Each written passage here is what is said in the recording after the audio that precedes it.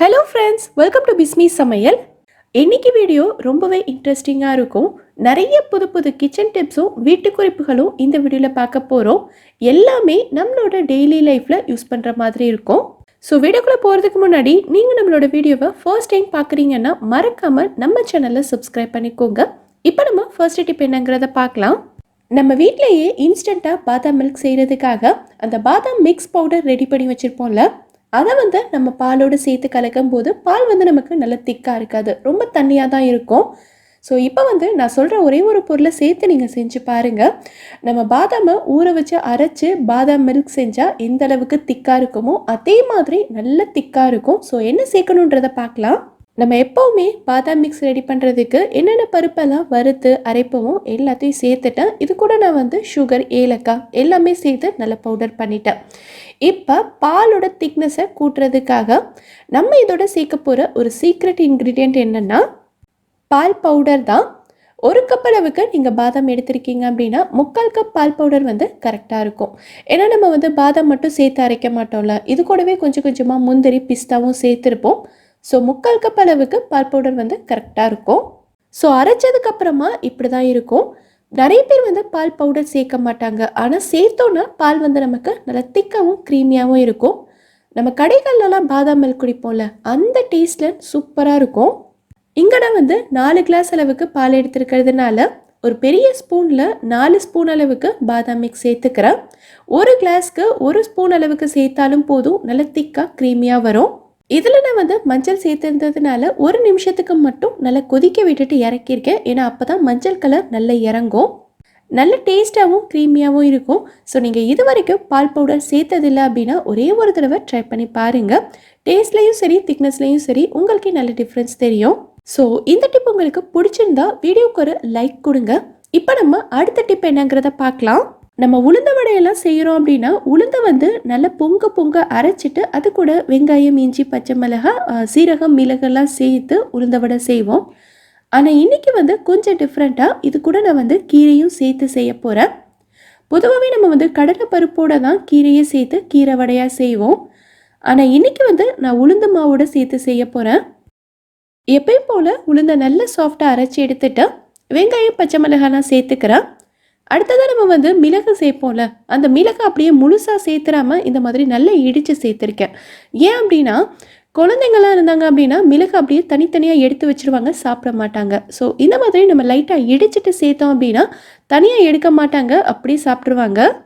கொஞ்சமாக சீரகம், அடுத்ததாக பார்த்தீங்கன்னா நான் முருங்கைக்கீரையை நல்லா அலசிட்டு தண்ணி எல்லாத்தையும் வடித்து எடுத்து வச்சுருக்கேன். இதை நம்ம சேர்த்துக்கலாம்.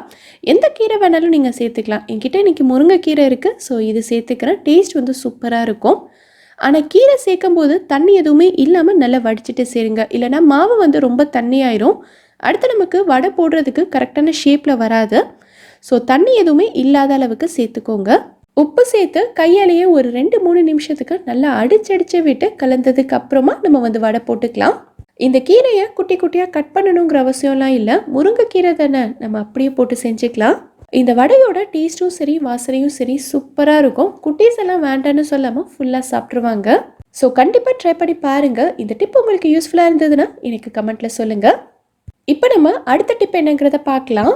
இந்த மாதிரி ஜாம் பாட்டில், ஊறுகாய் பாட்டிலாம் நம்ம கடையிலேருந்து வாங்கணுன்னா இதுக்கு மேலே இருக்கக்கூடிய சீலை பிரிச்சுட்டு ஃபர்ஸ்ட் டைமாக இந்த மூடியை ஓப்பன் பண்ணுறது அவ்வளோ ஈஸியான விஷயம் கிடையாது. மூடி நல்ல டைட்டாக மாட்டியிருக்கும். எவ்வளோ கஷ்டப்பட்டு திருகி இதை திறக்க ட்ரை பண்ணாலும் வரவே இல்லை. ஸோ ஒரு சூப்பரான டிப் ஒன்று பார்த்துருக்கேன். அந்த டிப் ஒர்க் அவுட் ஆகுதா இல்லையாங்கிறத நம்ம ட்ரை பண்ணி பார்க்கலாம். இந்த மாதிரி ஒரு சின்ன பிளேட் எடுத்திருக்கேன். இதில் நம்ம சுடு தண்ணி ஊற்ற போகிறோம். தண்ணி வெது வெதுப்பாக இருக்கக்கூடாது, நல்ல சூடாகவே இருக்கணும். தண்ணி ஊற்றிட்டு அடுத்து இந்த பாட்டிலை நம்ம தலைகீழ பிடிச்சி இந்த பாட்டிலோட மூடி மட்டும் இந்த தண்ணியில் படுற மாதிரி வைக்கணும். தண்ணி நிறையவும் ஊற்ற வேண்டாம், இந்த மூடியோட அளவுக்கு மட்டும் ஊற்றினா போதும். இது ஒரு 10 நிமிஷத்துக்கு இந்த தண்ணியிலேயே இருக்கட்டும். ஸோ ஒரு 10 நிமிஷத்துக்கு அப்புறமா எடுத்து இந்த மூடியில் இருக்கக்கூடிய தண்ணி எல்லாத்தையும் நம்ம தொடச்சி எடுத்துட்டு இந்த பாட்டிலை ஓப்பன் பண்ணி காட்டுறேன் பாருங்க. மூடி நல்ல சூடாக இருக்கும், கொஞ்சம் கவனமாக திறக்கணும். ஈஸியாக திறக்க வந்துருச்சு பாருங்க. எதனால் அப்படின்னா, இந்த மூடி வந்து ஒரு மெட்டலை நம்ம வந்து சுடு தண்ணியில் வைக்கும்போது அது வந்து கொஞ்சம் விரிவடையும். ஸோ விரிவடையும் போது நமக்கு மூடி வந்து கொஞ்சம் லூஸாக இருக்கும். அந்த டைமில் நம்ம வந்து திறந்துடலாம். இதில் முக்கியமான விஷயம் என்னென்னா, பாட்டிலை தண்ணியிலேருந்து வெளியில் எடுத்ததுக்கு அப்புறமா ஒரு துணி வச்சு தண்ணி எதுவுமே இல்லாமல் கம்ப்ளீட்டாக தொடச்சிடணும். ஏன்னா ஜாமில் ஊறுகாலெல்லாம் உள்ளே தண்ணி போயிடுச்சுன்னா சீக்கிரமாக கெட்டு போயிடும். ஸோ கொஞ்சம் கவனமாக பார்த்துக்கோங்க. ஸோ இந்த டிப் உங்களுக்கு யூஸ்ஃபுல்லாக இருந்திருக்கும்னு நினைக்கிறேன். ட்ரை பண்ணி பாருங்கள். இப்போ நம்ம அடுத்த டிப் என்னங்கிறத பார்க்கலாம். நம்ம வீடியோட கமெண்ட்ல ஒரு சிஸ்டர் கேட்டிருந்தாங்க, சப்பாத்தி மாவை நம்ம ஃப்ரிட்ஜில் ஸ்டோர் பண்ணி வைக்கும்போது அடுத்த நாளே நம்ம எடுத்து பார்த்தோன்னா மேலே இருக்கக்கூடிய லேயர் ஃபுல்லாக ரொம்ப காஞ்சு போய் கருப்பான மாதிரி இருக்குது. ஸோ மாவு வந்து எப்போவுமே நல்ல ஃப்ரெஷ்ஷாக நம்ம இப்போ பிசைஞ்ச மாதிரியே இருக்கணும், எப்படி ஸ்டோர் பண்ணி வைக்கணும்னு சொல்லியிருந்தாங்க. கூடவே இன்னொரு விஷயமும் சொல்லியிருந்தாங்க, கண்டிப்பாக ஒர்க் அவுட் ஆகணும், அந்த மாதிரி டிப்பு தான் நீங்கள் சொல்லணும்னு. 100% ஒர்க் அவுட் ஆகிற டிப். இதை ஸ்டோர் பண்ணுறதுக்கு நம்ம எப்போவுமே கொஞ்சம் கூட காற்று போகாத மாதிரி நல்ல ஏர்டைட்டான கண்டெய்னர் தான் எடுத்துருக்கணும். நான் இங்கே எடுத்துருக்கிறது வந்து நல்ல ஒரு கிளாஸ் கண்டெய்னர். இதோட மூடி பார்த்திங்கன்னா நல்ல டைட்டாக இருக்கும். நம்ம அழுத்தி திறந்தால் தான் திறக்கவே வரும். அடுத்ததாக இது வந்து சின்னது. இதோட மூடியில் பார்த்திங்கன்னா நல்ல ஒரு பெல்ட் மாதிரி கொடுத்துருப்பாங்க, கொஞ்சம் கூட காற்று போகாது. ஸோ இந்த மாதிரி ஏர்டைட்டான டப்பா ஏதாவது இருந்தால் எடுத்துக்கோங்க. இப்போது இதில் நம்ம வந்து மாவு எடுத்து ஸ்டோர் பண்ணி வச்சுக்கலாம். நான் இன்றைக்கி வந்து அப்படியே தான் வைக்க போகிறேன். உங்களுக்கு வேணும்னா நீங்கள் வந்து கொஞ்சமாக இதுக்கு மேலே எண்ணெய் அப்ளை பண்ணிவிட்டு ஸ்டோர் பண்ணிக்கலாம். எண்ணெய் அப்ளை பண்ணும்போது மேலே இருக்கக்கூடிய லேயர் வந்து காயாமல் கலர் மாறாமல் இருக்கும். ஆனால் நான் இன்றைக்கி வந்து அப்படியே தான் வச்சுருக்கேன். இந்த மாவை ஃப்ரிட்ஜில் வச்சு கிட்டத்தட்ட 1.5 நாளைக்கு மேலே ஆச்சு. இதை எடுத்து உங்களுக்கு திறந்து காட்டுறேன் பாருங்கள். மாவோட கலர் வந்து சுத்தமாக மாறவே இல்லை, நம்ம வச்ச மாதிரியே தான் இருக்குது. இதை வந்து நான் இப்போ தான் ஃப்ரிட்ஜிலேருந்து எடுத்ததுனால கொஞ்சம் ஹார்டாக இருக்குது. ஒரு 20-25 நிமிஷம் நம்ம வெளியில் வச்சுருந்தோன்னா சில்னஸ் எல்லாம் போயிட்டு பழைய மாதிரி நமக்கு நல்ல சாஃப்டாக வந்துடும். நம்ம எப்பயும் போல் சப்பாத்தி போட்டுக்கலாம். இதில் இருக்கக்கூடிய ட்ரிக்கே காற்று போகாத டப்பாவில் ஸ்டோர் பண்ணி வைக்கணும், மேலே இருக்கக்கூடிய லேயரில் கொஞ்சமாக எண்ணெய் அப்ளை பண்ணி வைக்கணுங்கிறது தான். சூப்பராக ஒர்க் அவுட் ஆகும். கண்டிப்பாக ட்ரை பண்ணி பாருங்கள். இப்போல்லாம் காய்கறி கட் பண்ணுறதுக்கு எல்லாருமே இந்த மாதிரி மர கட்டிங் போர்டு தான் யூஸ் பண்ணுறோம் இல்லையா? ஸோ இந்த மாதிரி கட்டிங் போர்டெல்லாம் கொஞ்ச நாள் ஆனதுக்கப்புறமா அங்கங்கே லைட்டாக கருப்பாக ஆக ஆரம்பிச்சிடும். என்னோடய போர்டில் பாருங்கள், இந்த அடிப்பகுதி வந்து ஃபுல்லாகவே கருப்பாக தான் இருக்குது. ஏன் அப்படின்னா, இதை கழுவிட்டு நான் செவத்தில் அப்படியே சாத்தி வைக்கும்போது அடியில் இருக்கக்கூடிய தண்ணி மட்டும் காயாமலே இருக்கும். ஸோ பார்த்திங்கன்னா அடி ஃபுல்லாகவே கருப்பாக இருக்குது. ஸோ மர கட்டிங் போர்டில் இருக்கக்கூடிய இந்த கருப்பாக இருக்கக்கூடிய இடத்த எப்படி க்ளீன் பண்ணுறதுன்னு பார்க்கலாம். இதுக்கு நம்ம யூஸ் பண்ண போகிறது பார்த்திங்கன்னா உப்பு தாள் தான். இதை வந்து பெரும்பாலும் எல்லா கடைகள்லையுமே கிடைக்கும். ரேட்டும் ரொம்ப கம்மி தான். ரொம்ப பெரிய பீஸெல்லாம் நமக்கு தேவைப்படாது. இந்த அளவுக்கு ஒரு சின்ன பீஸ் இருந்தாலே போதும். இதை வச்சு கருப்பாக இருக்க இடம் ஃபுல்லாகவே நம்ம வந்து நல்லா தேய்ச்சி விட்டுறலாம். இதை வச்சு நம்ம தேய்க்க மரம் வந்து நல்லா தேய்ஞ்சிக்கிட்டே வரும். ஸோ பார்த்திங்கன்னா இந்த மாதிரி நல்ல பவுடராக வரும். சப்போஸ் உங்களோட கட்டிங் போர்டு வந்து ரொம்ப புதுசு, மேலே மட்டும்தான் லைட்டாக கரையாக இருக்குது அப்படின்னா இதை வச்சு நீங்கள் லைட்டாக தேய்ச்சாலே போயிடும். ஏன்னா மேல் பகுதியில் மட்டும்தான் உங்களுக்கு கலர் மாறி இருக்கும். ஆனால் என்னோடய கட்டிங் போர்டு வந்து நான் கிட்டத்தட்ட 5 வருஷத்துக்கும் மேலே யூஸ் பண்ணிகிட்ருக்கேன்.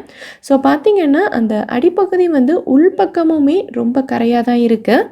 இந்த மாதிரி நல்லா தேய்ச்சி விட்டுட்டு அடுத்து நீங்கள் எப்பயும் போல் இதை தண்ணி வச்சு க்ளீன் பண்ணிக்கலாம்.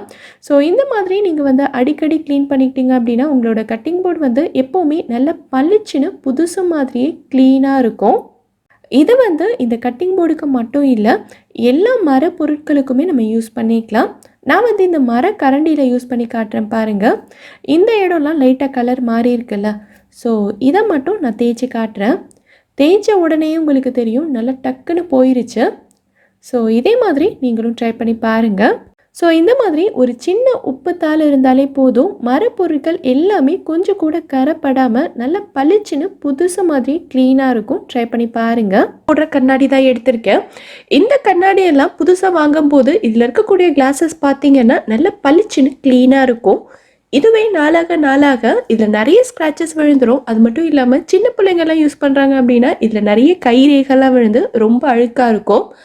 ஸோ இந்த கண்ணாடியை நம்ம மறுபடியும் நல்ல புதுசு மாதிரி எப்படி பளிச்சுன்னு க்ளீன் பண்ணுறதுன்னு பார்க்கலாம். இதுக்கு நம்ம யூஸ் பண்ண போகிறது பார்த்திங்கன்னா வாஸ்லின் தான். இந்த வாஸ்லின் வந்து கண்டிப்பாக எல்லார் வீட்லேயுமே இருக்கும். இது கூடவே ஒரே ஒரு பட்ஸ் மட்டும் எடுத்திருக்கேன். இந்த மாதிரி பட்ஸ் இல்லை அப்படின்னா இதுக்கு பதிலாக நீங்கள் வந்து காட்டன் கூட யூஸ் பண்ணிக்கலாம். இப்போது இந்த வாஸ்லினை கொஞ்சமாக எடுத்துட்டு கிளாஸில் நம்ம வந்து அப்ளை பண்ணிக்கலாம். 2 கிளாஸ்லேயுமே கிளாஸோட 2 பக்கமும் நம்ம வந்து வேஸ்லின் அப்ளை பண்ணணும். கிளாஸோட ஓரத்துலலாம் ரொம்ப அழுக்கு இருக்கும்.